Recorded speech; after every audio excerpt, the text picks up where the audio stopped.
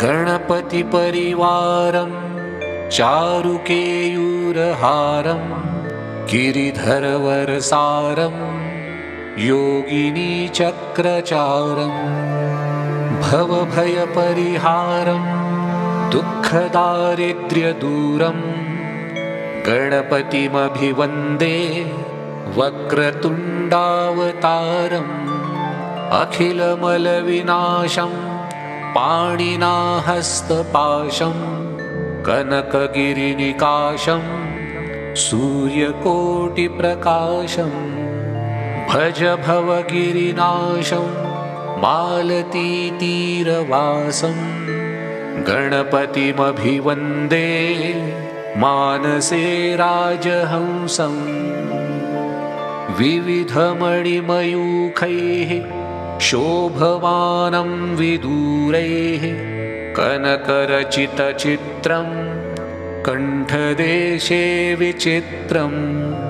दधति विमलहारं सर्वदा यज्ञसारं गणपतिमभिवन्दे वक्रतुण्डावतारम् दुरितगजममन्दं वारणिं चैव वेदं विदितमखिलनादं नृत्यमानन्दकन्दं दधति शशिसुवक्रं चाङ्कुशं यो विशेषं गणपतिमभिवन्दे सर्वदानन्दकन्दम् त्रिनयनयुतभाले शोभमाने विशाले मुकुटमणिसुढाले मौक्तिकानां च जाले धवलकुसुममाले यस्य शीर्ष्णः सताले गणपतिमभिवन्दे सर्वदा चक्रपाणि वपुषि महति रूपं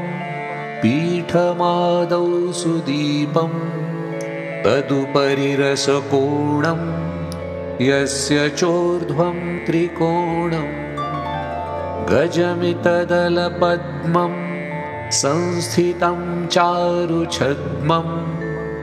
गणपतिमभिवन्दे कल्पवृक्षस्य वृन्दे वरदविशदशस्तं दक्षिणं यस्य हस्तं सदयमभयदं तं चिन्तये चित्तसंस्थं शबलकुटिलशुण्डं चैकतुण्डं द्वितुण्डं गणपतिमभिवन्दे सर्वदा वक्रतुण्डम् कल्पद्रुमाधस्थिते कामधेनुं चिन्तामणिं दक्षिणपाणिशुण्डं बिभ्राणमत्यद्भुतचित्तरूपं यः पूजयेत तस्य समस्तसिद्धिः व्यासाष्टकमिदं पुण्यगणेशस्तवनं नृणां पठतां दुःखनाशय विद्यां सश्रियमश्नुते इति श्रीपद्मपुराणे उत्तरखण्डे व्यासविरचितं गणेशाष्टकं सम्पूर्णम्।